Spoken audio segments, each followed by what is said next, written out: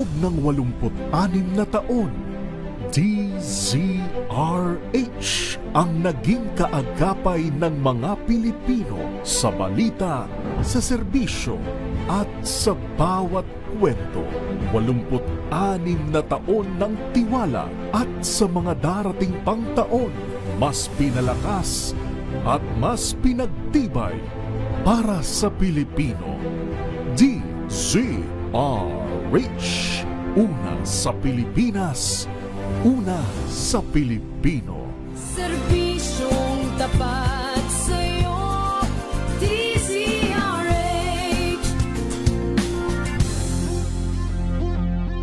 Ihan, serbisyong tapat sa iyo, DZRH.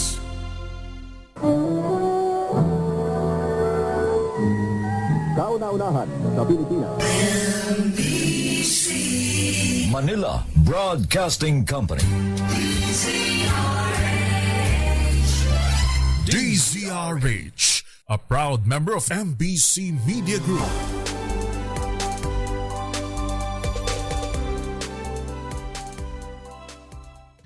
Mga kalunas, dahil sa inyong pagtitiwala, ang Lunas ay may extension na. Lunas Extension. Ang programang ito ay hatid sa inyo ng Makati Medical Center, the hospital with a heart. Thursday evening, samahan niyo po kami for 30 minutes at pag-usapan po natin ang ating kalusugan, pangangalaga ng ating katawan at pag-iwas sa iba't ibang karamdaman. Welcome po sa programang Lunas Extension sa DZRH at RHTV. Makakasama po Elanie Bensal at ngayong gabing ito sasamahan nga rin po tayo ng isa sa mga pinagkakatiwalaang eye specialist ng Makati Medical Center. I-welcome po natin Dr. Joel Perez. Good evening, Doc. Kumusta po? And thank you for joining us tonight. Hi, good evening. Good evening to sa lahat ng mga nakikinig din at saka nanonood. No? Thanks for inviting me for tonight's show. Yes, maraming salamat nga rin po sa pagpapaunlak ng aming imbitasyon. Ngayong gabing ito, Doc, pag-uusapan natin macular degeneration. Ano nga po ba ang ibig sabihin nito in layman's term, Doc? Dahil nga po eye specialist ang kausap ko ngayon, I assume na ito ay may kaugnayan sa mata, Doc. Correct, yeah. So, ang age-related macular degeneration or AMD for short, no? Ito ay sakit sa mata na nakikita natin sa mga nakakatanda. Ang macula, ito yung parte ng likuran ng mata kasama ng retina, no? So, nasisira dahan-dahan yung retina o yung macula dito sa macular degeneration. Itong macula or yung retina, you can imagine this as parang pinaka-sensor ng camera, no? Kumbaga sa camera, ito yung pinaka-film ng mata natin. So pag ito ay nasira, lumalabo yung paningin ng pasyente na mayroong macular degeneration, no? Nahihirapan magbasa, nahihirapan magmaneho, nahihirapan makakilala ng mga mukha, no? So yun yung features ng macular degeneration. Okay. At sa aking pagbabasa, Doc, meron nga daw pong dalawang uri ng macular degeneration, yung wet and dry. Ito nga ba yung wet na kapag yung nagluluha yung mata at kapag dry yung parang mahapdi yung mata dahil nga po sa pagbabad na rin sa computer or gadget? Okay, so lilinawin lang natin, ito kasing macular degeneration, ito sa likod ng mata no? So, yung dry, doon muna tayo sa dry type. So, yung dry type, ito yung mas common na type ng macular degeneration, no? So, ang nangyayari, dahan-dahan luminipis yung retina or yung macula, no? Hanggang sa bandang huli, parang halos mabutas na yung retina, no? Or yung macula. So, doon lumalabo yung paningin. So, in terms of yung progression ng dry type, mabagal naman yung paglala o yung pag-progress. No? Usually, it will take years for bago masira yung vision ng pasyente. Compared sa wet type, no, yung wet type ng macular degeneration, sa likod ng mata, no, merong mga abnormal blood vessels na tumutubo. Kaso, itong abnormal blood vessels na ito, nagdudugo at saka naglilik yung mga laman. No? So, yun yung papalabo ng paningin sa wet type. Ito namang wet type, mabilis yung progression, no? So mabilis lumabo, mabilis makasira ng paningin pag hindi na-treat agad, no? So regarding dun sa nasabi mo kanina, kung ito ba ay related dun sa luluha o kaya yung dry type, yung parang panunuyot, actually itong ito yung most likely na nagda-dry yung mata, no? So ito naman ay different from macular degeneration. So sa dryness ng mata or pagluluha ng mata, yung harapan ng mata yung affected. No? So ibang ano naman siya, ibang sakit. Kumbaga. Yes. At sa Pilipinas or sabihin natin sa experience niyo po bilang eye specialist, Doc, ano po yung mas common, yung wet or yung dry type of macular degeneration? So actually, mas common yung dry type ng macular degeneration, no? Kaso yung dry type kasi, usually, pag early stages pa lang or yung intermediate stage na tawag, napapanatiling malinaw yung paningin. So, pwedeng 20/20 pa rin yung vision ng pasyente, walang problema. Kaso nga lang, kadalasan hindi napapacheck, no? So, hindi nalalaman na mayroong macular degeneration yung pasyente. Yung wet type naman, bagamat ito ay mas less common kumpara sa dry type, yung effect kasi ng wet type, pag nagdugo na yung blood vessel, biglaan yung labo. Kaya, pag yung sa wet type, mas pansin agad ng pasyente. So, usually ito yung mga nakikita namin sa clinic kasi lumabo na nga dahil biglaan, mabilis. Nabanggit niyo nga po, Doc, sa wet type yung pagdurugo ng blood vessel. So may kaugnayan nga rin po ba yung mataas na BP or sabihin natin pag high blood ang pasyente, mas prone siya, mas susceptible na magkaroon ng macular degeneration? Ang high blood pressure ay isang risk factor sa macular degeneration, pero marami kasing risk factors na nagko-contribute sa risk ng macular degeneration. No? So isa-isahin natin, no? Unang-una, edad. Usually 60s pataas, mas mataas yung risk for macular degeneration. Naninigarilyo or kahit yung mga dating naninigarilyo, no? Mataas yung risk factor nila. High blood pressure, diabetes, anong tawag dito? Pag medyo as yung timbang, no? Maaari rin mag-contribute sa macular degeneration.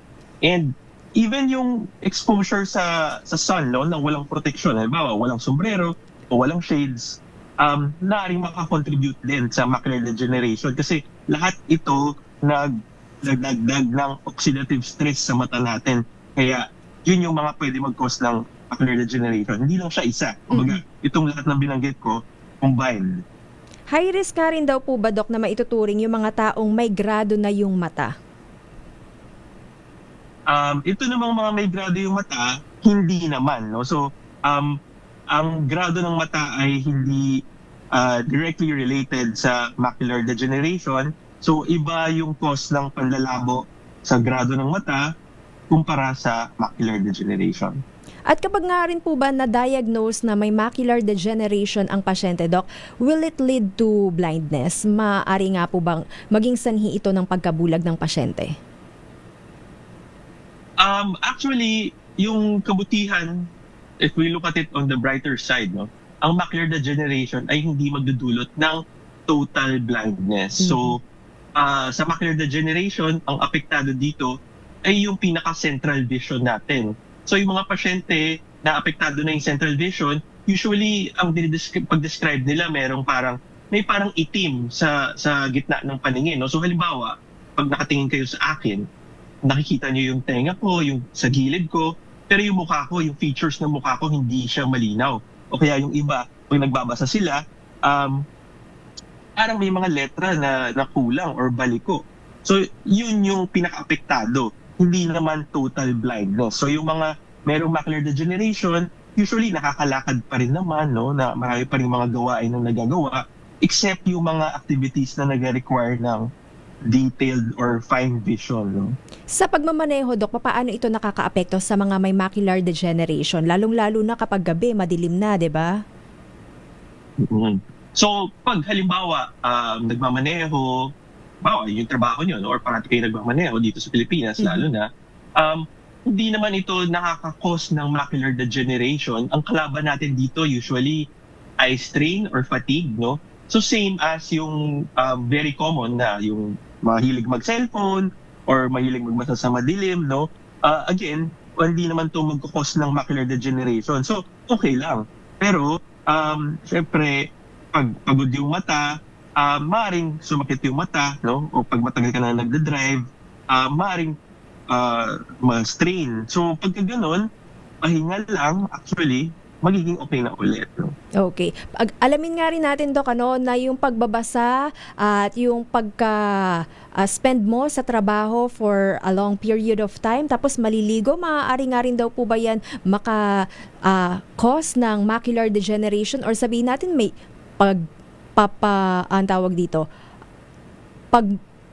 papamanas, or sabihin natin yung maaaring makaapekto nga po sa mata? Mapapasma? Mapapasma, yes. Pasma, oo. So actually ito ay isang myth, no? Na sabi-sabi lamang sa atin nung ating mga lolo't lola, maaari. Pero walang scientific basis ito, no? So pag binasa natin yung mata or yung mukha or pag naligo ng pagod, hindi naman ito magkakos ng macular degeneration or any other eye diseases, no? So okay lang basahin yung mata kahit pagod.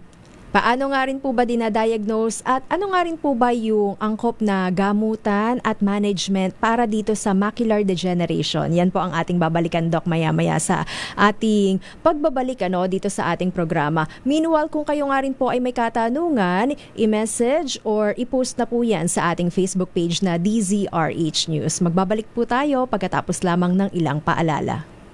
Ang programang ito ay hatid sa inyo ng Makati Medical Center, the hospital with a heart. Makati Medical. Hello, Washi! Laundry day na naman! Yay! Anong meron? Mancha ng chocolate, putik, may libag pa! Kaya natin yan! With Pride Washing Machine Detergent, may triple stain-away formula. Tanggal ang makapit, madikit, at malupit na dumit-mancha. Kaya easy-easy ang labada. Mula noon hanggang ngayon! All you need is pride. All you need is pride. ACS. May nagbago. May arte. May budget. Akala nyo lang yon. So solid. White Rose Papaya. Wow. White Rose. White Rose Papaya. Wow. White Rose. White Rose Papaya. May glow up with White Rose Papaya. White Rose Papaya. May puti power times 2 kasi may papaya at niacinamide. May shea butter and tea tree oil pa. Kutis sulit ang glow up. With White Rose Papaya. White Rose Papaya. Kutis sulit ang glow up. ACS.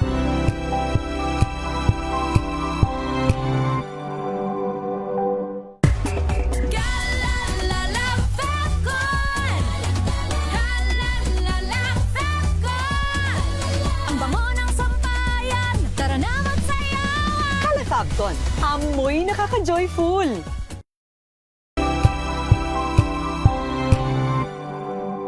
Sa loob ng 86 na taon, DZRH ang naging kaagapay ng mga Pilipino sa balita, sa serbisyo at sa bawat kwento.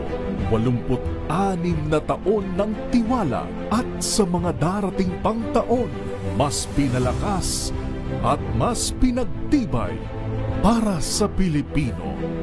DZRH. Una sa Pilipinas, una sa Pilipino. Serbisyong tapat sa'yo, DZRH.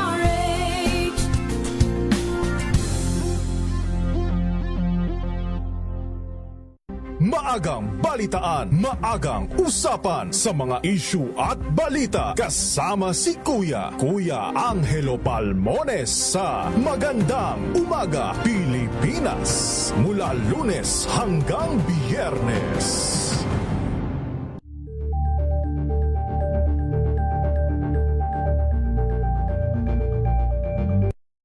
Mga balitang gigising sa inyong umaga. Mga balitang kailangan mong malaman. Mapapakinggan sa ACS Balita sa 2x2. Kasama sina Anthony Taberna at Jerry Baha. Lunes hanggang Biyernes.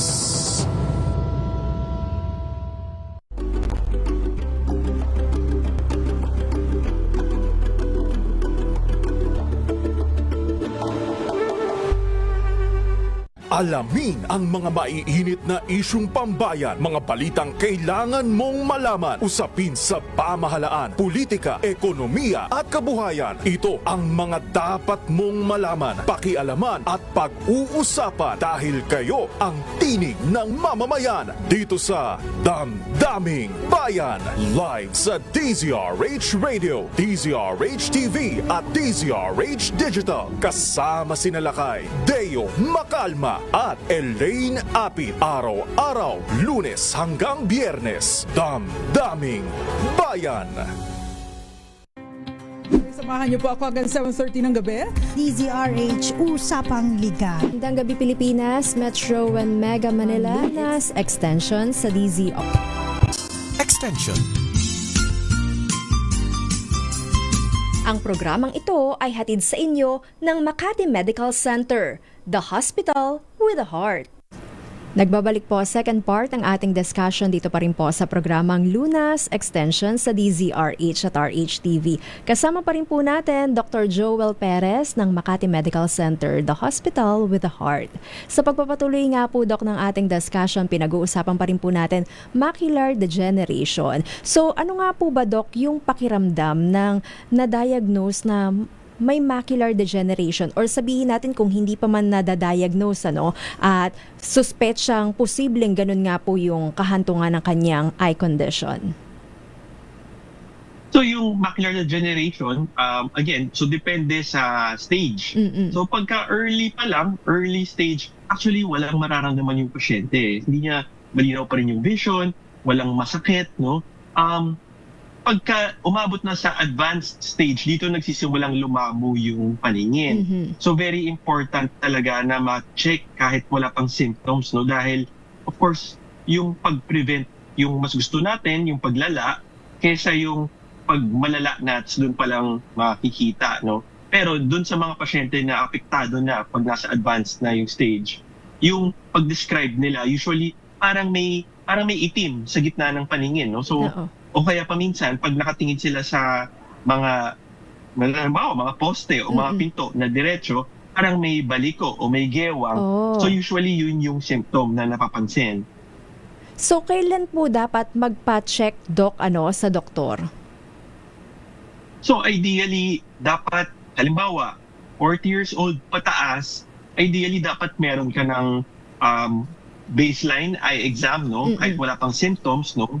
And then usually 50s to 60s, lalo na kung ikaw ay may family history ng macular degeneration o kaya merong history sa pamilya na malabo yung paningin, may high blood, may diabetes, naninigarilyo, no?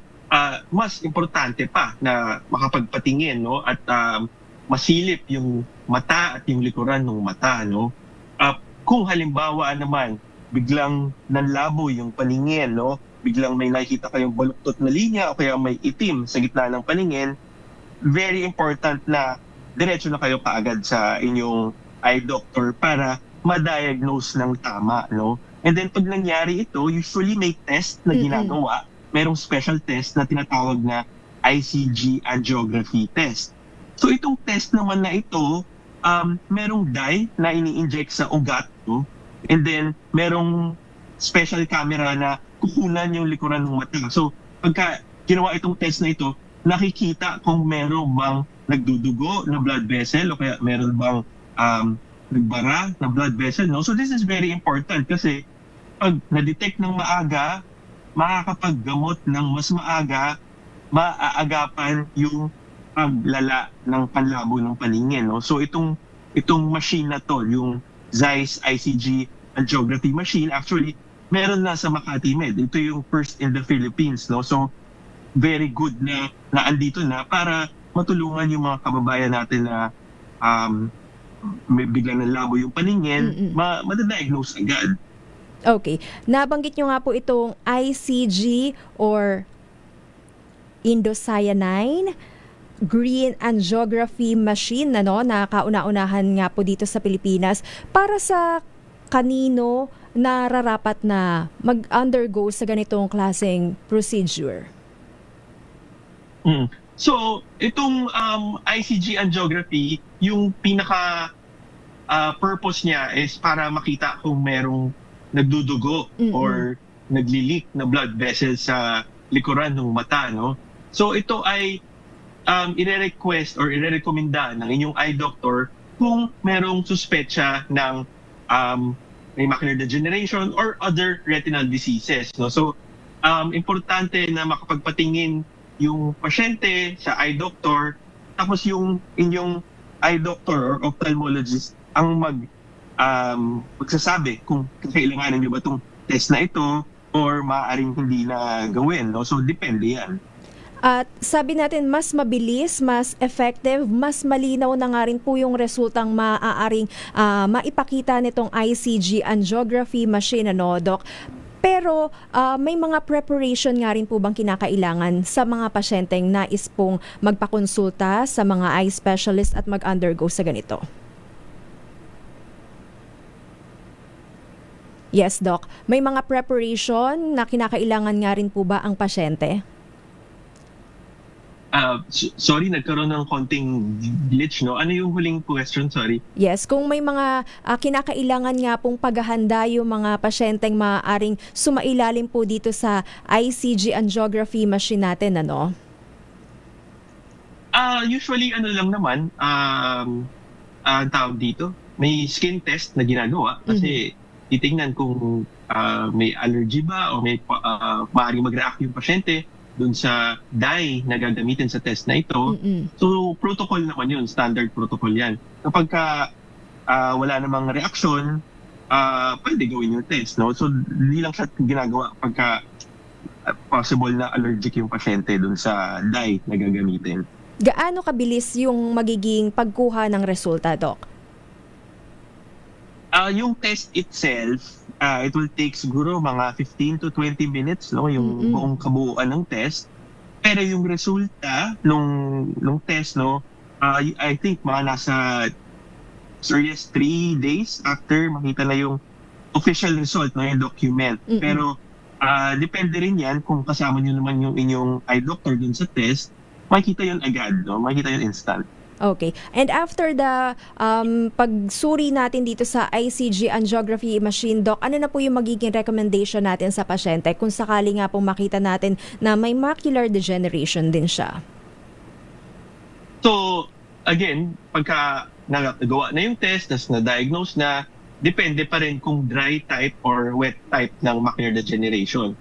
So, kung sa dry type tayo, sa dry type wala kasing gamot na makakapagpa-reverse ng macular degeneration, pero merong mga pwedeng gawin para mapabagal yung paglala, no? So dito papasok yung lifestyle changes, no? Yung pagpigil sa paninigarilyo, pag-control ng blood sugar, ng sakit sa puso, ng high blood, no? And meron ding vitamins na minsan nire-recommenda ng doktor para mapababa yung risk ng paglala. Sa wet type naman, merong treatment, merong gamot na ginagamit. Usually itong gamot na to ay ini-inject sa mata and pag nakapag-start ng injections or treatment na stabilize niya, natitigil yung pagdugo ng abnormal blood vessels. So yung vision, usually may nag-gain back na vision pag-treat agad, no? And pagka nasusunod yung tamang regimen or schedule ng paggamot, no, na nakakapag-preserve siya ng vision. How long ginagawa itong pag-inject natin sa mata, Doc? Parang nilalagyan ba ng gel para huminto yung pagdurugo sa blood vessel? Ganun po ba? Well, actually, hindi naman sa gel, no? Kumbaga, kaya siya ini-inject kasi usually yung gamot na alam natin, yung iniinom, no? Hindi kasi umaabot sa loob ng mata eh. So, the only way para may epekto yung gamot is i-inject siya directly sa loob ng mata. Yung katagalan ng treatment, depende. Kasi hindi ito nakukuha sa isang injection lang. Usually, multiple injections yan para hanggang sa mag-stabilize yung pagdudugo, no? So, yung ibang pasyente, matagalan talaga yung gamot. Yung iba naman, pagka hindi ganun ka-komplikado, a few months lang. So, this will be discussed in detail talaga pagka magsa-start na ng gamot kasi iba-iba yung katagalan ng paggamot per patient, no? So, individualized yung treatment. Very, very, talaga yan, nag-iiba-iba. May maintenance nga rin po bang kinakailangan dito, Doc, para pangalagaan yung eye condition nila, lalong-lalo na sa mga nag-undergo nitong injection sa mata? May eye drop nga rin po ba? Usually, pagka itong injection, no, pagka may patient na nag-undergo ng treatment na ito, usually wala namang kailangan maintenance in between. Ang nire-recommend ko lang usually, pagka, halimbawa, yung pasyente mag-i-inject, no, ngayong araw na ito, ingatan lang na huwag kamutin yung mata, huwag hawakan yung mata, and siguro huwag muna basain, no, kahit 24 hours para lang hindi makontaminate yung injection site sa mata, iwas infection. But maliban doon, usually yung pasyente naman, a day after, balik na sa normal daily activities, no, so wala namang specific na maintenance mo.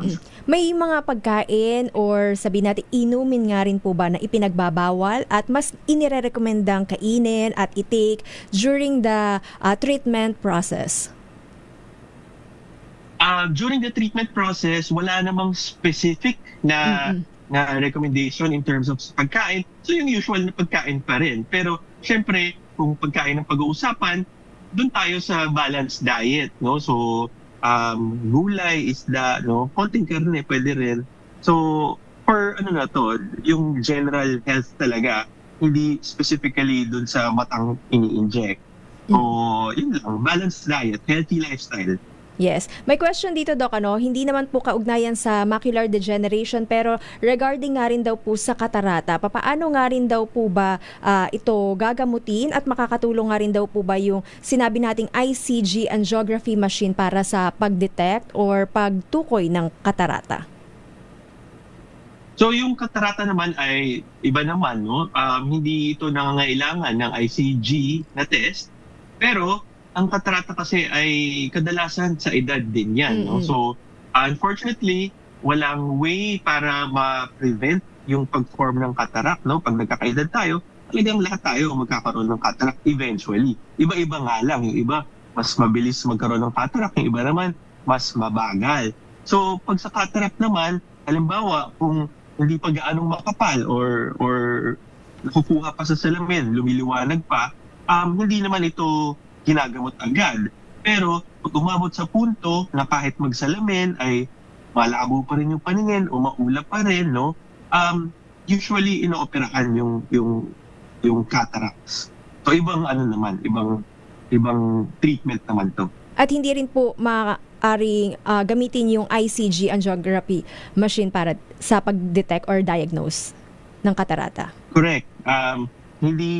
Hindi kailangan ng ICG angiography para sa katarata. Usually, complete eye exam ng inyong ophthalmologist na detect naman yung katarata.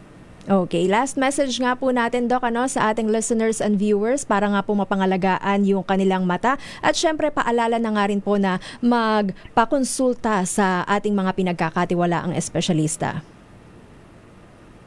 So, yung final message natin, no, yung age-related macular degeneration ay common sa mga tumatanda, pero hindi ibig sabihin wala tayong magagawa, no? So, ang pinaka-importante, maagang eye check-up, no, at tamang gamutan ang susi para hindi tuluyang masira ang mata.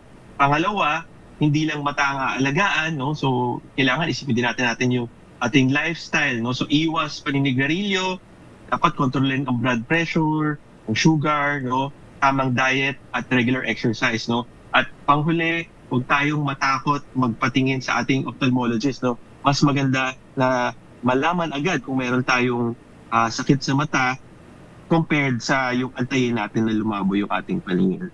Thank you so much, Dr. Joel Perez. At may mga gusto nga rin po ba tayong batiin or pasalamatan? Thank you for inviting me, and thank you sa lahat ng mga nanonood sa inyong time. Sana meron kayong natutunan. Yes, thank you once again sa ating eye specialist ng Makati Medical Center, Dr. Joel Perez. Paalala nga rin po natin na magpakonsulta sa ating mga pinagkakatiwalaang espesyalista. At para sa iba pang health concern, maaari pa rin naman po kayong tumawag sa Makati Medical Center hotline number 8888-8999 or visit their website sa makatimed.net.ph. Nakasama nyo nga rin po Ella Nibensal, bumabati ng magandang gabi at magkarinigan tayo hanggang sa susunod dito pa rin po sa programang Lunas Extension sa DZRH at RHTV. Ang programang ito ay hatid sa inyo ng Makati Medical Center, the hospital with a heart. Mga kalunas, hanggang bukas dito sa Lunas Extension. This time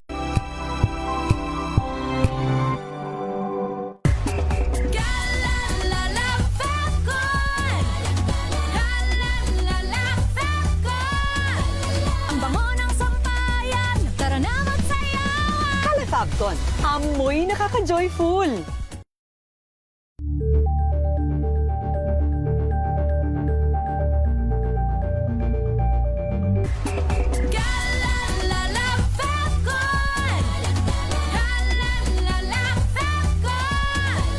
Ang bango ng sampayan, tara na magsayawan. Calefabcon, amoy nakaka-joyful.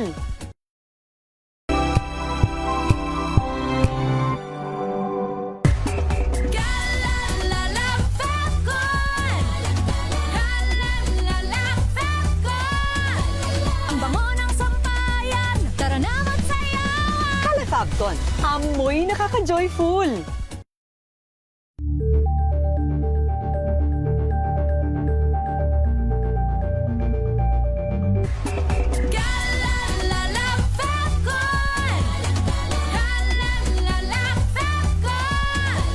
Ang bango ng sampayan, tara na magsayawan. Calefabcon, amoy nakaka-joyful.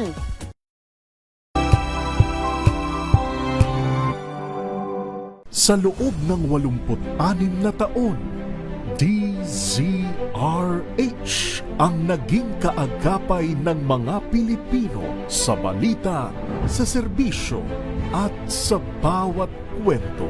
86 na taon ng tiwala at sa mga darating pang taon, mas pinalakas at mas pinagtibay para sa Pilipino.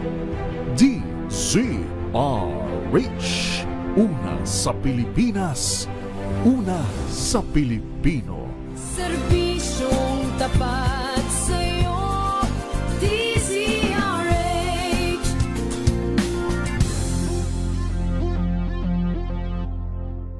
Tambalang Anthony Taberna at Jerry Baha